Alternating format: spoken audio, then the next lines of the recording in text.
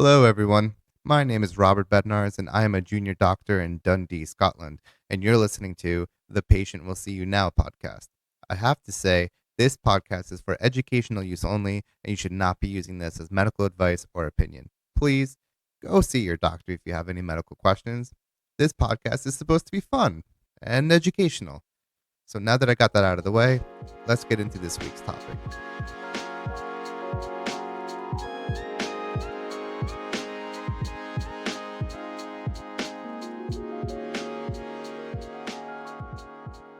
Hey everyone, it's Robert, and on this week's episode, we're going to be talking about TLE, Tumid Lupus Erythematosus. Now, before we get started, I have to clear up some confusion because some people, when they hear lupus, like in that TV show House, they're usually talking about SLE, which is systemic lupus erythematosus, and that is an autoimmune disease that affects the whole body. Really, there are numerous types of lupuses, and the most common ones being SLE, which affects the whole body, discoid lupus, which affects the skin, drug induced lupus, which is an adverse reaction to some specific drugs that can mimic the symptoms of SLE, and neonatal lupus, which is a rare type of lupus affecting only newborns. TLE is a really rare type of lupus that falls under the umbrella of cutaneous or skin lupus erythematosus and is a highly photosensitive form of cutaneous lupus that classically presents with red, swollen, raised lesions on the skin. It is really such a rare disease that we currently don't really know how many people even have it and to whom it may be more common for. It's actually so rare that I won't even be talking about it that much and just let you listen to the interview. But just a little bit about what TLE is. So, like I said, TLE is a skin disorder where the skin is super sensitive to UV light and can break out into blisters or these raised, swollen red lesions called plaques on the skin.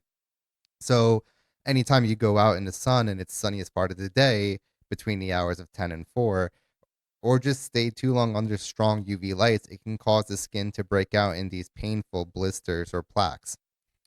So you'll most likely find these on the sun exposed areas of the skin, such as the face, upper back, upper chest, backs of the arms, and the shoulders. This is a disease that is characterized with flares and remissions, so living in temperate climates, the disease often shows itself only in the summer months.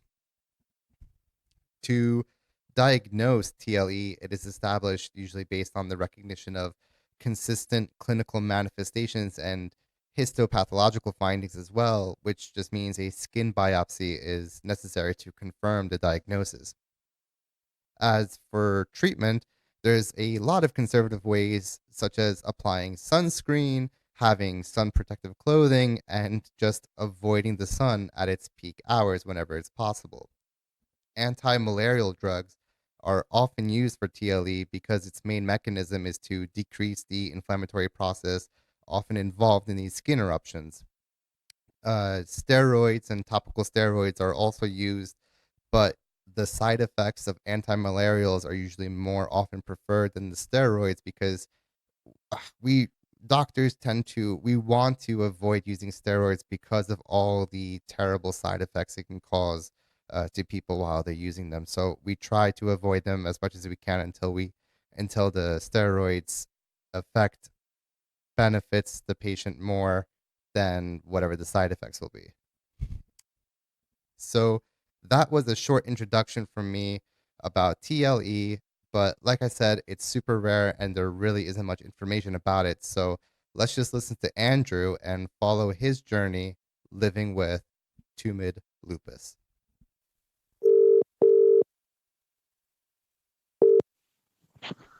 Hello. Hey, good morning or good afternoon, rather, in New Zealand. This is Robert from the Patient Will See You Now podcast. How are you? Good. Sorry about earlier. I'm not sure what happened with that. No, that's totally fine.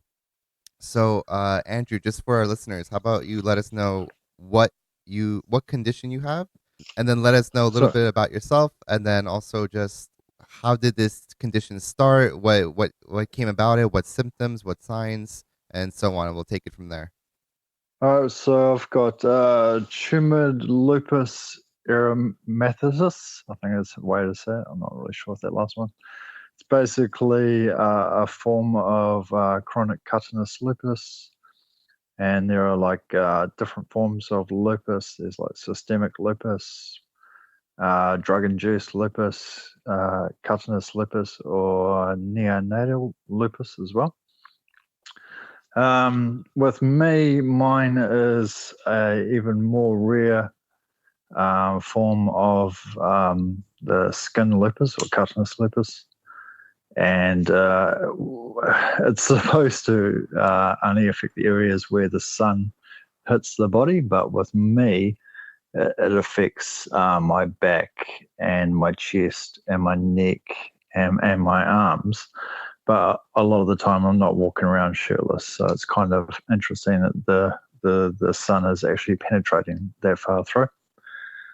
I've had it for about 4 years now. The first 2 years, basically, I was undiagnosed, in a lot of pain, itchy skin, just madness. I mean, at one point, I was using a metal back scratcher to rip apart the sores on my back because there were so many sores. They had joined together into bigger sores, and they were pulling the skin so tight that it actually felt like I was getting crushed under my own skin.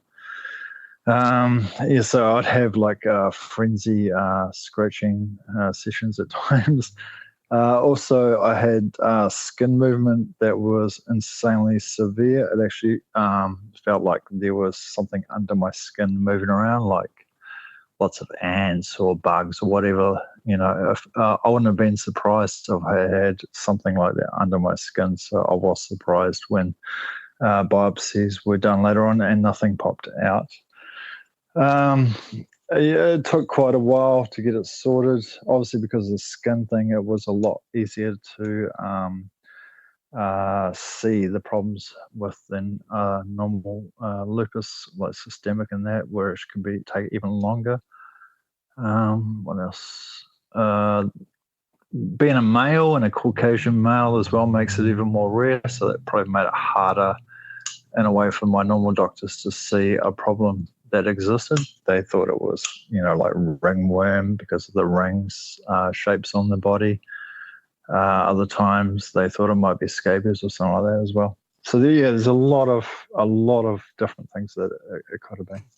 Yeah, so I'll be honest with you. When you emailed me, and told me that you had Tumid lupus, I actually had to hit the books again because I didn't know what that was. I've actually never heard of Tumid lupus before.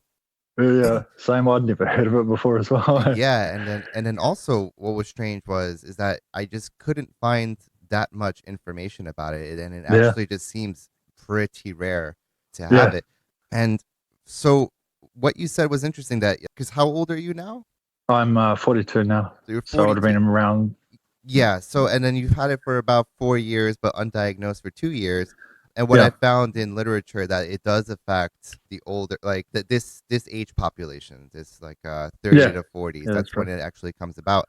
So you had these sores, they were just sudden, and then they just became really big on your back and chest and neck and arms. No, they kind of grew. They would start out as like little red dots on your skin, and with the more the UV light, that's what was causing it, but I didn't know at the time.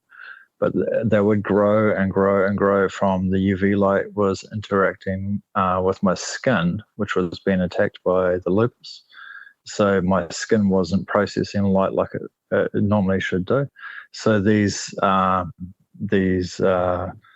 skin sores would just keep growing because they were getting worse because I was basically walking around in the sun or in the cars or whatever, and I was doing the worst thing possible. And so, but I didn't know it at the time. Obviously, I didn't know at the time that I had to actually live like a vampire in a way through high UV light because the UV light was actually causing the sores and causing my skin and to flare up and activate really hardcore. So whenever you were exposed to UV light, did your skin feel like it was burning or itchy or anything like that? Yeah, definitely itchy, and also especially the further on it got because it was like a cumulative effect. The more you're in the sun, the worse the effects got. And it could even be like, a couple of days later or 3 days later that you get the worst symptoms. But because like I was working in a factory, so I was indoors during the week, and then I would leave, 4 or 5 o'clock at night. So the UV was pretty low, so that was okay. But then during the weekend, especially over summer and spring and all that, I was outside doing stuff, whatever, like a normal person does. But I was exposing myself to so much UV, especially between the 10 a.m. and the 4 p.m. times when the UV is at its highest. And so then I would crash during the week, and then I would get better towards the weekend. And then it was like a sine wave. It was just an up and down of me actually causing myself to crash and then come back out and crash again because of the weekends and whatever else, the stress and all that as well on top makes it even worse. So when you say you crash, what does that mean to you exactly when you crash? It could, it's basically like the skin is a mess. You're bleeding. You're covered in sores. You basically look like an average crackhead. I'm guessing. You look really unhealthy. You're very pale. The skin is inflamed and nasty and red. The joints pain is severe to where you feel like you've got like ice or knives or glass in your joints, and it's ripping and moving. You've got your skin is moving. You've got headaches. You can't think properly. You can't see properly because your brain is so fogged up. Even and in summertime when the UV is highest, your limbs actually catch on fire. Like the bones inside feel like the what's it called inside the bones? The bone marrow? I can't. Yeah, the bone. It feels like the bone marrow is actually on fire. It gets that bad. Like my legs and my arms were on so much pain, insane amounts of pain.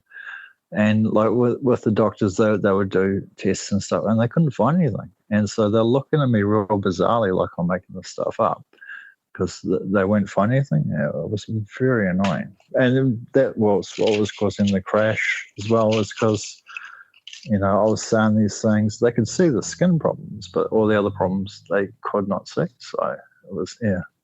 That sounds terrible actually, just walking around and you can't enjoy your Yeah, summers now.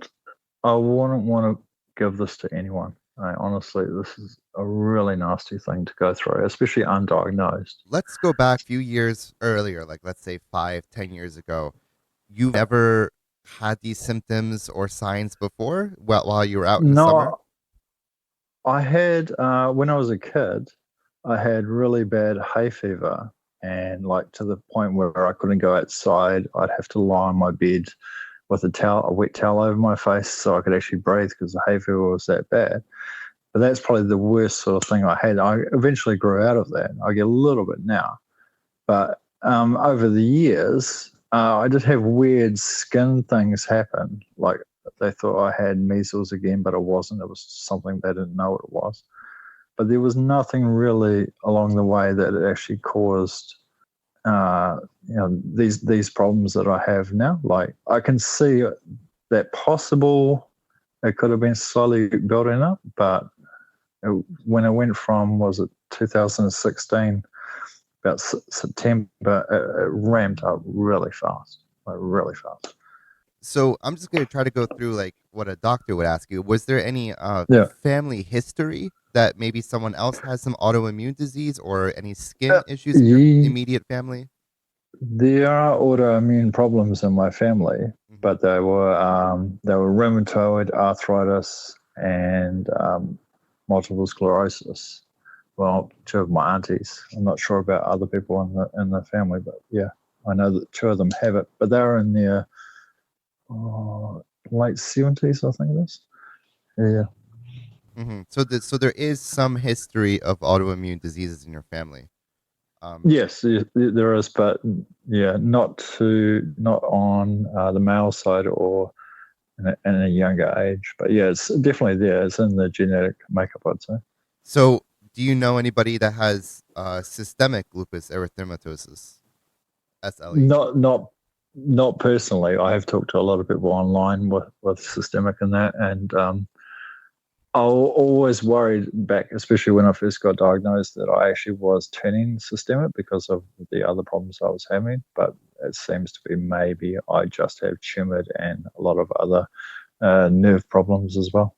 Yeah, because from what I've been reading from literature, it's actually apparently people who have tumid lupus, they don't actually get systemic lupus, and if they do, it's even more rare. But Yeah. You're basically winning the lottery sort of thing. all right. So can you talk? Maybe can you go through the process of what the doctors have done, what tests, and what other diagnoses you've had that they might have thought have been? Okay. Basically, when I first went in, when I first saw my first doctor, because I'm up to my fourth doctor now because of the different problems I've had with them. But basically, I went in because my small toe was sore, like really sort of like I'd broken it or something, which was weird. I just felt unwell and I had dots starting to appear on my chest and I was getting itchy. So I went to see my first doctor about that. He gave me all sorts of like scabies creams or ringworms creams and stuff like that, different shampoos to try on the skin.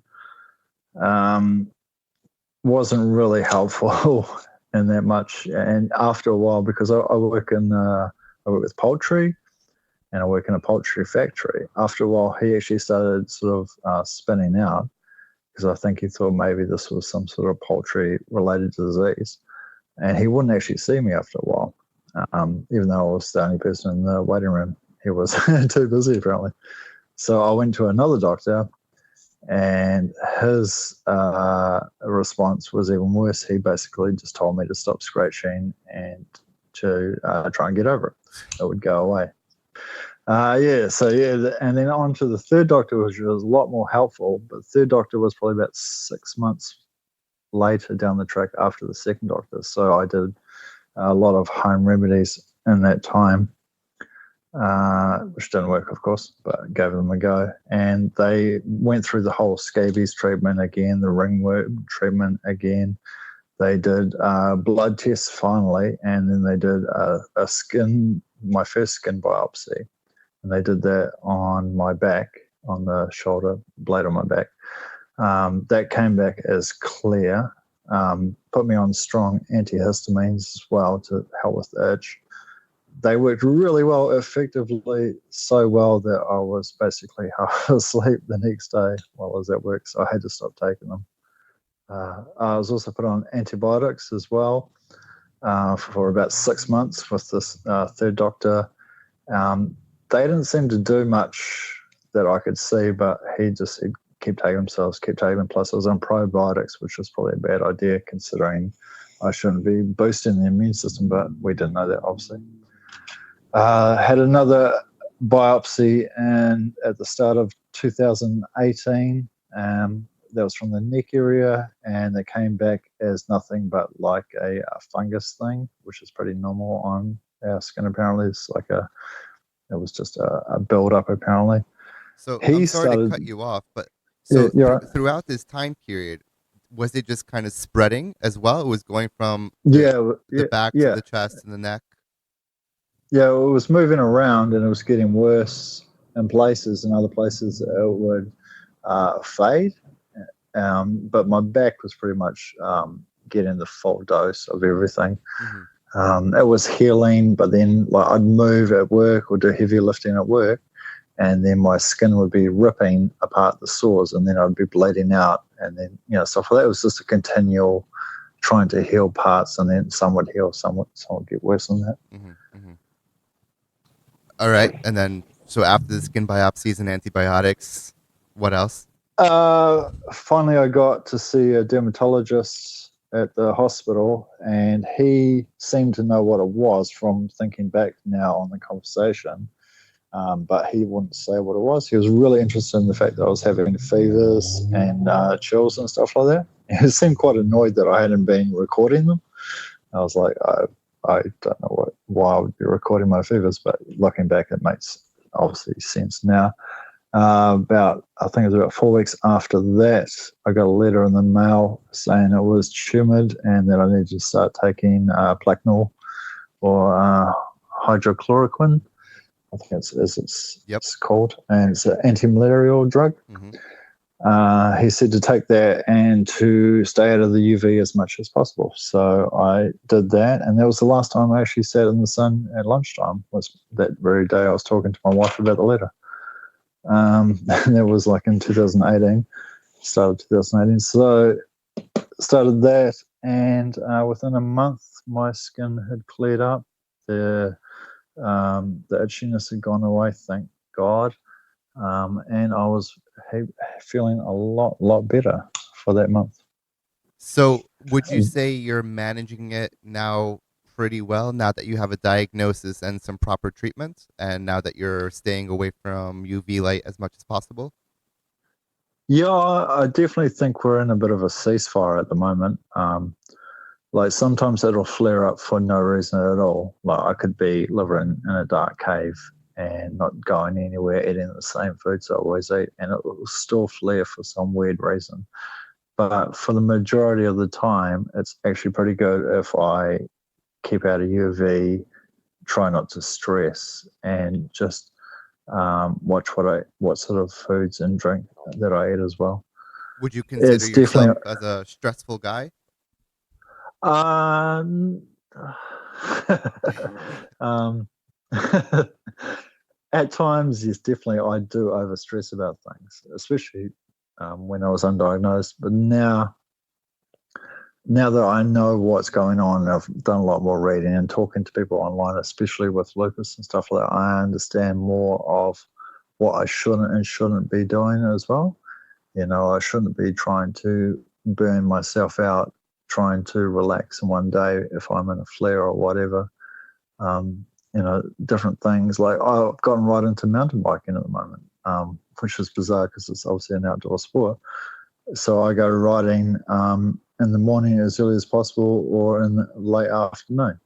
You know, so like I try and do things within an acceptable time frame for my condition or disease or whatever.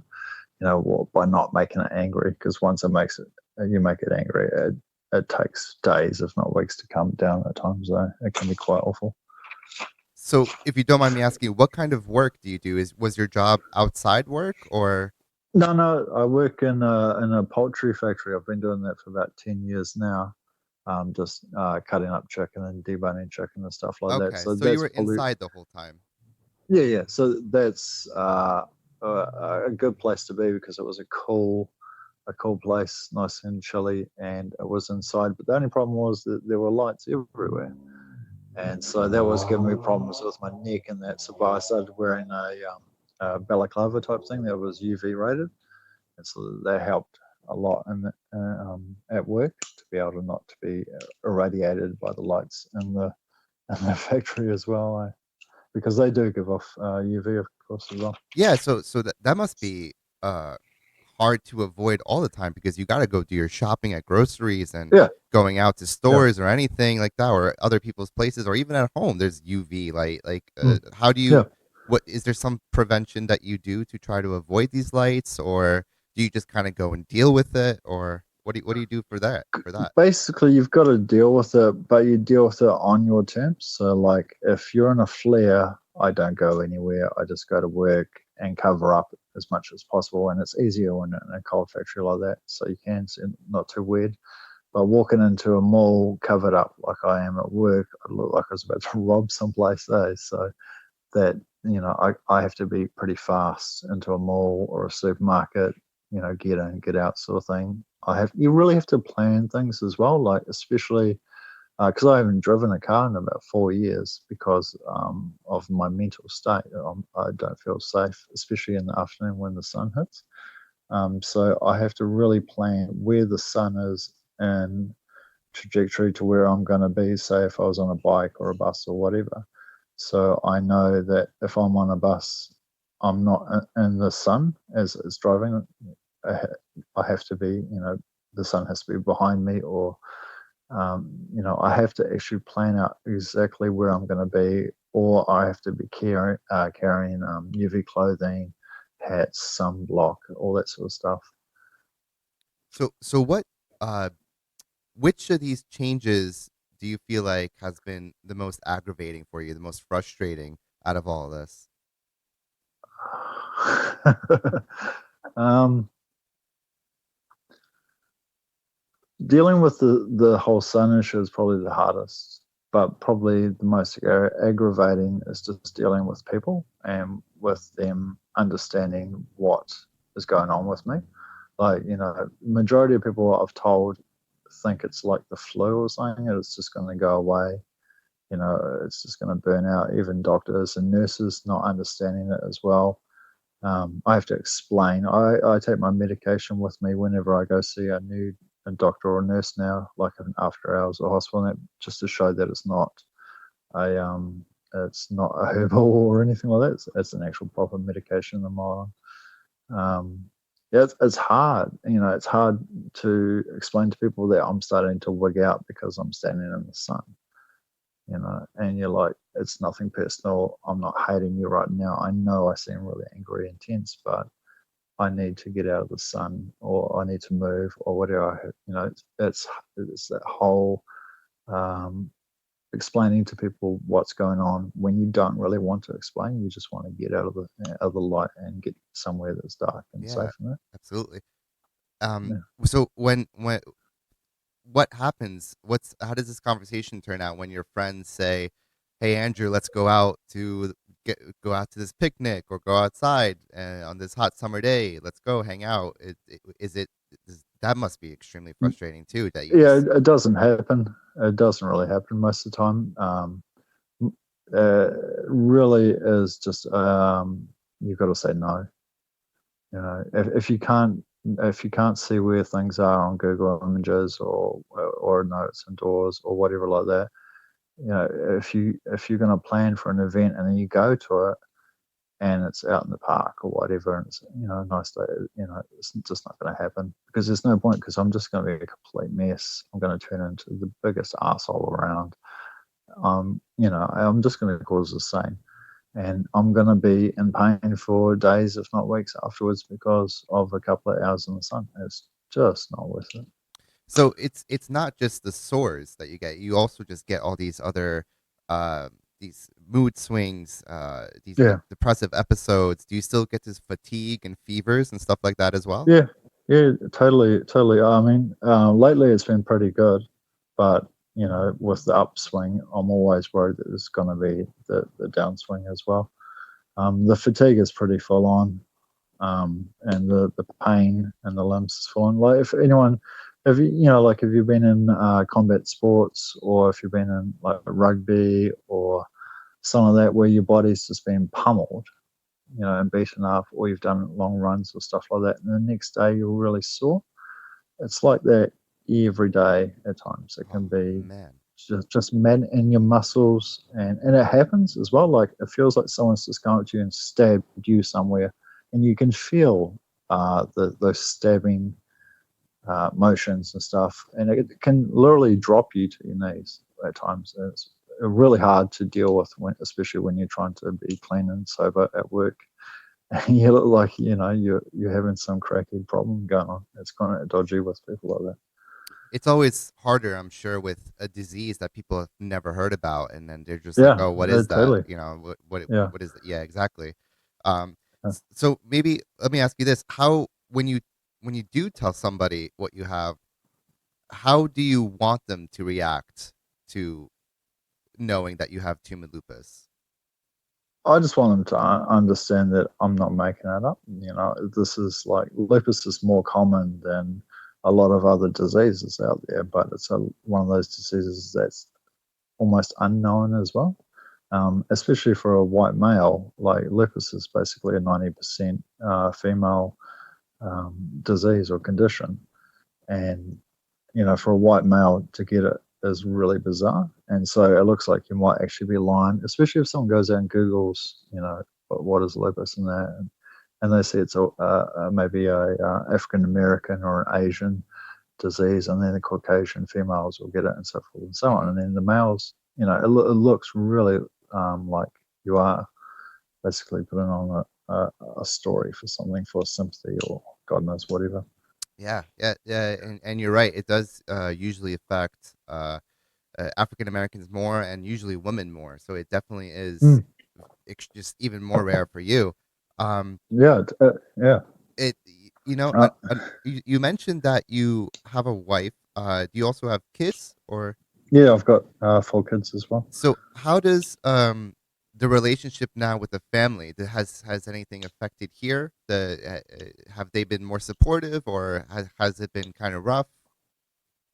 It has been rough at times, definitely, when I was undiagnosed and all this madness was happening. I mean, I was quite suicidal at times, and so I was not a good parent or person to be around. So like I was trying to hold my shit together and get through it, but then with little kids and stuff, you're trying to do your best, and then on the other side, you're trying to rip your face off. So it's very stressful. But once I was diagnosed and we knew what was going on, I think the kids actually understood when I explained to them, and they did their own searching on the online and stuff, and looked up what was happening. You could see that they understood more, and they do understand a lot more now than they did on the whole condition. But still, to this day, I just say, look, I'm not feeling good today. I'm in a flare. Don't take it personal. I'm just feel like shit, sort of thing. And now they understand that, okay, he's got a flare. He's got to let him be for a little Yeah, while. yeah, Yeah. yeah. I mean, I think with some of them as well, they thought maybe that they were getting symptoms of it, so I may have talked about it too much. They're like, "Oh, I feel like I might be getting lupus or something like that." And I was like, "No, no, it's not. It's just you've got a skin rash or something." No, you don't. Yeah, yeah, You don't absolutely. actually If you have it. see Yeah, it, if you yeah, see, somebody yeah, else have this and it's, oh, they called it Tumid yeah, Lupus, I might have it too. It's yeah, definitely reasonable yeah. to think that. Exactly. Yeah, Yeah. yeah, yeah. I mean, I said, well, that's always going to be like the last thing on the list, then the first Yeah, thing. You know. absolutely. But always good to check. Never know. Um, Well, yeah, I always keep an eye on them as well, just in case, because it is genetics. So, um, it is a possibility. Hopefully not, though. so I don't know the healthcare system in New Zealand that well. But does the cost of medicine also, is that a trouble for you at all, or anything like that? No, it's subsidised. They have, I think it's Pharmac is called, and they subsidise all medications, so it's pretty cheap. It's not like in America and that. I'm not sure what you have in Scotland with subsidies and that, but it's like $5 a month for my medication. Hmm. So it's really nothing. Oh, It that's great really then. is. That's perfect for you. The more Probably the more cost problem is just, especially when I was undiagnosed, is just constantly going to the doctors, missing work to go to doctors, so forth, so on. That sort of thing was probably the more cost problem at the time. Another question I'm interested I'm kind of curious about. Do you, when you go out shopping for clothes now, do you search for certain clothes that can avoid UV radiation? Yes, totally, totally. Everything that I get now has to have some sort of barrier or has to be in a thicker thread. Basically, if you hold anything up to a light and you can see the light through it, I won't buy that. So it has to be either have a proper UV protection into it or something that you can wear that has a UV protection, like Levi jeans and stuff like that, or jeans are real thick, so they're really good. I mean, they're not great to wear in summer, so it's quite sweaty, but they are great at blocking out UV rays. I mean, there are a lot of companies out there that put out clothing for people who like go swimming or spend at the beach or on boats and stuff like that. So there's a lot of clothing out there to choose from. You just actually have to go there and look for it and find it. And some of it's cheap, most of it's a little bit pricey as well. do you sometimes do like extra protection and put on sunscreen, or does sunscreen even help? Yeah, sunscreen definitely does help. I mean, where I wear sunscreen most, because I cover up most of my body even in summer. If I'm outside, I'll cover my hands and my forearms and my face and my neck right down to my chest with sunscreen, like 50 plus SPF sunscreen. You really got to look into some of these sunscreens though, because a lot of them are just like a moisturizer. They're not actually a proper sunscreen. So there's a little bit of research there. And dermatologists are pretty good at telling you which ones work and not as well. Wow. So, Andrew, we're going to be at the end of our interview here, but I always ask everybody this one question at the end, and that's if there's someone out there that was just diagnosed with tumid lupus, as rare as it is, or if somebody knows somebody that has tumid lupus, do you have any advice for those people as to how they can cope with it, and or any advice in general? What would you say to that person? Um, Probably not to give up. Just especially with doctors who are not understanding the situation and that, because you feel sick, you feel really sick, so you know there's something else going on there. It's not just skin deep. There's more going on as well. So just to keep going, if a doctor is too busy or whatever is happening with that doctor, go to the next doctor. Don't do too many home remedies, like don't try like I did with having salt showers to clean the skin and stuff like that, because it's just painful as hell. But you know, yeah, basically you just have to keep going, because with lupus and stuff, it really is one of those conditions that's hard to diagnose because it's such an umbrella situation. You've got so many different things that lead up to what it is, and unless they're a specialist, most of the time I don't think most doctors are gonna understand what they're looking at, which is once again the hard thing, because you go to a doctor because you're sick, and then the Yeah, doctor isn't. that definitely can be frustrating. You go to one doctor. That's why I feel like a Mm, lot of people they need to not be afraid to get that second opinion. yeah, totally. Exactly. If you don't, Second, third, if you fourth. have this hunch in your gut that you're saying, I don't think he either doesn't know this, maybe it's something new, maybe I should just Yeah, go see another doctor or a specialist yeah, because maybe he'll know something exactly. better. Yeah. Don't do what I did and spend 6 months trying to heal yourself and just making yourself 10 times worse. That's for sure. Definitely go and see another doctor. Just keep going. And eventually, hopefully, someone will send you to the proper person or do the right test or do the right biopsy. I mean, I had 3 biopsies before it even came up with the actual lupus. So just because you have one biopsy doesn't mean it's the end all to it as well. Andrew, I'd like to thank you so much for being a guest on this podcast.